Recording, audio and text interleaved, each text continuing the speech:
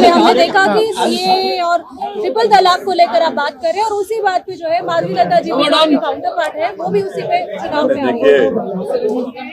BJP ने CAA का unconstitutional कानून बनाया और रिलीजन की बुनियाद पर बनाया गया है, जो राइट टू इक्वालिटी के खिलाफ है। और इसीलिए मैंने उस कानून के बिल को पार्लियामेंट में फाड़ा था और हम उस वक्त भी खिलाफ थे, आज भी और कल भी रहेंगे। और हैदराबाद की पार्लियामेंट की जनता CAA के ऐसे काले कानून के खिलाफ वोट देकर तमाम पार्टीज को, बीजेपी को, दीगर पार्टियों को शिकस्त देगी, हराएगी। अभी जिस तरह से हम देख रहे हैं कि सब ये प्रचार कर रहे हैं, कांग्रेस के खुद के नेता भी ये कह रहे हैं कि फिरोज खान जैसे नेता कि पहले हम उनके खिलाफ लड़ रहे थे, अब उनके साथ लड़ने पर मजबूरी। एक बात सुन लीजिए, हमारा इस चुनाव में किसी से अलायंस नहीं है। तेलंगाना में, उत्तर प्रदेश में हम हमारी बहन मोहतरमा पल्लवी साहिबा के साथ हमने PDM बनाया। तमिलनाडु में हमने AIADMK के साथ हमारा अलायंस है। महाराष्ट्र में इम्तियाज जलील साहब बात कर रहे हैं, मगर तेलंगाना में हमारा किसी दूसरी पार्टी से अलायंस नहीं है। उत्तर प्रदेश में PDM हमने बनाया, तमिलनाडु में AIADMK से हमारा अलायंस है। और ये बड़ी मजाक-ए-खैज बात है कि कभी हम B टीम हो जाते तो कभी उन्होंने बोलते हैं, ये बोलते। तो ऐसा लगता है कि ये लोग कंफ्यूजन का शिकार है, मगर हमारे पास क्लैरिटी है। हम अपने काम पर, अपनी मेहनत पर और इंशाअल्लाह ताला अल्लाह की ज़ात पर कामिल यकीन करके हम इस इंतखाबात में हिस्सा ले रहे हैं। और मुझे यकीन है कि हमारे पार्टी के तमाम उम्मीदवार बहैसियत रुकने पार्लियामान MP कामयाब होंगे। सर, माधवी लता जी आरोप करते हैं कि आपके ऊपर, आपके यहाँ असेंबली पार्लियामेंट में तो तकरीबन 6 लाख से ज्यादा बोकस वोट है, जिसके वजह से आराम से आप हर वक्त 3 लाख वोटों से जीतते हैं। ऐसा है, देखिए, आपको समझने की जरूरत है। कम से कम आप तो अपने आप को उस लेवल पर नीचे मत गिरा दीजिए। आप माशाल्लाह से एक जिम्मेदार सहाफी है, जर्नलिस्ट है, आप पढ़े लिखे हैं, आप थम्स अप नहीं है। और आपको मालूम कि हर साल जनवरी में नामों का इंक्लूजन होता है, उसके बाद लिस्ट आती है इलेक्शन कमीशन ऑफ इंडिया की तरफ से, मैं उसको हेड नहीं करता हूं। फिर हर एक को एक टाइम दिया जाता है कि वो ऑब्जेक्शन दाखिल करे। उसकी टाइम खत्म हो जाने के बाद फाइनल वोटर लिस्ट आती है। फिर इलेक्शन से पहले एडिशनल एंड डिलीशन की लिस्ट आने वाली है। अब आप बताइए, इसमें मेरा क्या रोल है?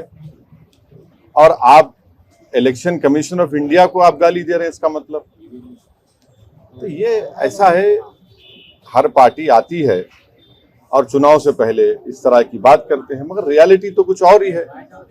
और इस तरह की बात करने से आप हैदराबाद की इलेक्टोरेट को, जिसमें बैकवर्ड क्लास के हमारे भाई हैं, दलित भाई हैं, अल्पसंख्यक समाज, मुसलमान हैं, क्रिश्चियन हैं, उनकी आप तौहीन कर रहे हैं कि वो निकल कर वोट डाल रहे हैं। और उनकी वोट की वजह से सब पार्टी को वोट मिल रहे और MIM को कामयाबी मिल रही। अच्छा, अब और कुछ आपको पूछना है? सर, तेलंगाना के चीफ मिनिस्टर एक नया मुद्दा उठाया सर, जो 60 साल पहले तो गवर्नमेंट जॉब था, जो 61 ईयर्स तक था, जो वैसे हुकूमत थी। आप बता रहे कि 33 सर्विस होने के बाद उसे रिटायर कर दिया था। नहीं, मैं उस बारे में पढ़ा नहीं। अभी पढ़ने के बाद ही मैं कोई तफसील बयान दे सकता हूँ, अभी पढ़ा नहीं उस बारे में। सर, ये एक मिनट, बीजेपी जो कैंडिडेट है वो आपके लिबास को लेकर कमेंट्स कर रहे हैं।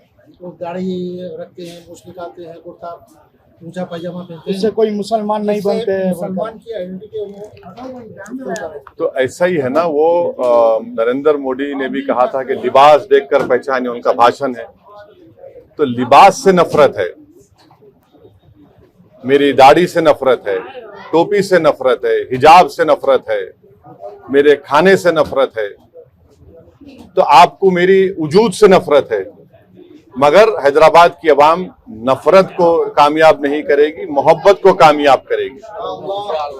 और जो लोग हमारी दाढ़ी के, हमारी टोपी के, हमारे हिजाब के, हमारी शनाख्त के, हमारे वजूद के खिलाफ है, जमहूरी तरीके से उनको एक बदतरीन शिकस्त देगी इंशाअल्लाह ताला। हैदराबाद कॉन्स्टिट्यूंसी के बाहुबली माने जाते हैं, तो आपके कौन, हिसाब से आप क्या मतलब आपका उसका? मतलब यहाँ पे नहीं आप नहीं बहुत नहीं strong उस, hold है नहीं यहाँ नहीं पे। उसका मतलब क्या है वो बोलो आप लगातार यहाँ से जीतते हाँ आ तो रहे हैं। आप ये बोलिए, लोकप्रिय बोलिए। लोकप्रिय है यहाँ हाँ, पे। आप आपके बोलिए। हिसाब से- लोगों को हम आवाम हमारे को पसंद करती है, हमारे ये लफ्ज इस्तेमाल मत करिए हमारे बारे में।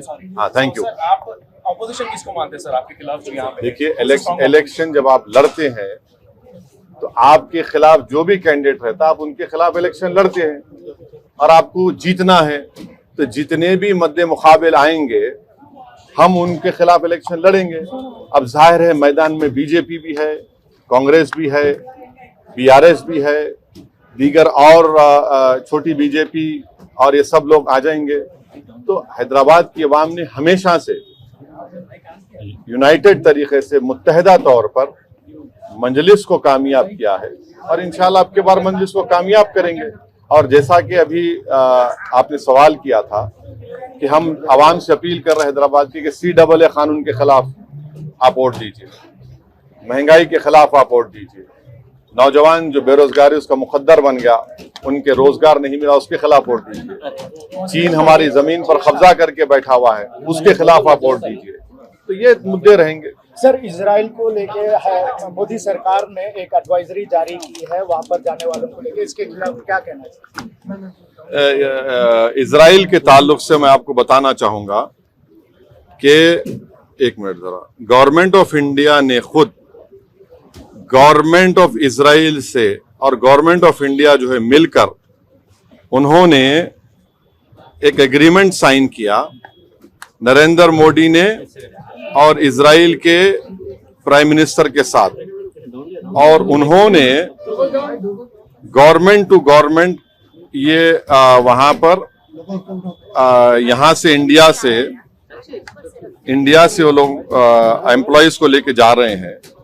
मैं ये आपसे पूछना चाह रहा हूं कि जब गवर्नमेंट नरेंद्र मोदी की है तो वो इजरायली गवर्नमेंट से उनसे कॉन्ट्रैक्ट करके उनसे मंजूरी लेकर आप भारत से 6,000 इंडियन वर्कर्स ऑलरेडी इजराइल जा चुके हैं और आप एडवाइजरी देते हैं कि भाई अपना ख्याल रखिए।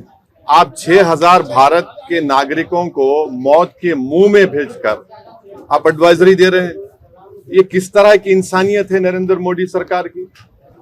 आप फौरन नरेंद्र मोदी उन 6,000 भारत के सिटीजन्स को वापस बुलाइए। इजराइल की हुकूमत फलस्तीनियों के खिलाफ एक जेनोसाइड कर रही है। 30,000 लोग मारे गए। दुनिया में किसी भी वॉर में इतने बच्चे नहीं मारे गए जो मासूम 12, 14, 15,000 बच्चे मर गए वहां पर। और इजराइल जुल्म कर रहा है इंटरनेशनल कोर्ट ऑफ जस्टिस में, उसको वो जेनोसाइड कर रहा है। यूएन की रिपोर्ट है। तो हम भारत के प्रधानमंत्री से ये डिमांड करते हैं कि आप की गवर्नमेंट, इजराइल की गवर्नमेंट से मिलकर 6,000 भारतीय नागरिकों को आपने भिजाया, क्यों भिजाया? फौरन उनको बुलाइए वापस आप, और किसी को मत भिजाइए वहां। उनको आप मौत के कुएं में भेज रहे हैं, उनको आप, उनकी जान को खतरा है। तो ये कैसे सरकार खुद फैसिलिटेट करके भिजा रही है और एडवाइजरी दे रही है?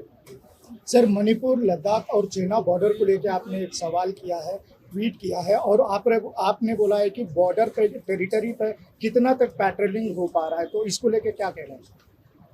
देखिए, आप लोग जानते हैं, आप लोग बड़े बाशऊर लोग हैं। खुद लेह का एसपी जो है, लेह के जो सुप्रीडेंट ऑफ पुलिस है, डीजीपी कॉन्फ्रेंस, उन्होंने कहा कि 26 पेट्रोलिंग पॉइंट्स पर हम पेट्रोल नहीं कर पा रहे हैं। कितना झूठ बोलेंगे ये लोग? कहां गई इनकी इज्जत नफ्स? कहां गई उनका भारत से मोहब्बत? झूठ पे झूठ बोल रहे हैं। लेह का एसपी झूठ बोल रहा है तो उसको सस्पेंड करिए। फिर आप डीजीपी कॉन्फ्रेंस में कह रही है कि 26 पेट्रोलिंग पॉइंट पे हम नहीं जा सक रहे। 2000 स्क्वायर किलोमीटर डेप्सांग डेमचाक पे चीन कब्जा करके बैठा हुआ है और आप चीन के खिलाफ नरम रवैया अख्तियार कर रहे हैं। हो गया। सर हैदराबाद कॉन्स्टिट्यूंसी के अंदर आप डेवलपमेंट के फैक्टर पे बात करें तो लास्ट टाइम बीआरएस की सरकार थी, उन्होंने अच्छे खासे मास्टर प्लान्स लेके आए थे, तो आपको क्या लगता है कि वो प्लान्स कांग्रेस सरकार कंटिन्यू करेगी या बेहतर प्लान लेके आएगी? ये इंशाअल्लाह ताला जहां तक डेवलपमेंट की बात है, हम डेवलपमेंट कराते आए हैं और करवाते रहेंगे। अभी आप देख रहे हैं कि जब हैदराबाद में आज से 4 साल पहले डिल्यूज आया था, तो जिस इलाके में आज हम पदयात्रा किए वो तकरीबन इलाका पानी में था, मगर पूरे सिटी में आप जीएचएमसी के लोगों से पूछिए, सबसे पहले नाला वाइडनिंग का कहीं काम हुआ यहाँ पर हुआ। चंद्रायन गुट्टे में तो उससे पहले अकबरुद्दीन ओवैसी कराए थे। हम लोग यहाँ की जनता का शुक्रगुजार हूं कि उन्होंने आगे बढ़कर अपने घर को दिए और बड़ा नाला हम यहाँ पर तामीर किए। अभी भी आगे 2-3 बिट्स बाकी हैं, तो डेवलपमेंट के ऊपर कोई कॉम्प्रोमाइज एमआईएम ने कभी किया ना करेंगे।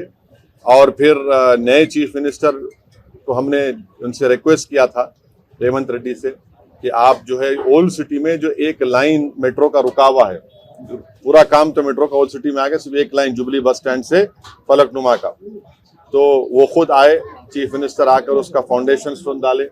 और फिर वो लोग एक एयरपोर्ट लाइन बना रहे हैं जो नागौल से एलबी नगर से, तो हमने उनसे रिक्वेस्ट की कि आप चंद्रायन गुट्टा पर उसका स्टेशन बनाइए, वो 3rd स्टेशन होगा। फिर यहाँ से मैलारदोपल्ली से जहाँ पर फिर एयरपोर्ट जाएगी। तो रोड वाइडनिंग के लिए भी मैं चीफ मिनिस्टर से मिलकर 200 करोड़ रुपए रोड वाइडनिंग के मंजूर कराया हूँ, सिर्फ 4 इलाकों के लिए। 200 करोड़ में काम शुरू हुआ है, उसको एक्चुअली चाहिए कम से कम 800 करोड़। तो 200 करोड़ में तो अब चेक्स जारी हो गए। तो ये डेवलपमेंट के ऊपर कोई कॉम्प्रोमाइज एमआईएम पार्टी ने नहीं किया और हम हर जगह पर बिला लिहाज मजहब मिल्लत डेवलपमेंट के काम एमआईएम पार्टी करवाती आई है और करवा कर रही है। Thank you sir, thank you.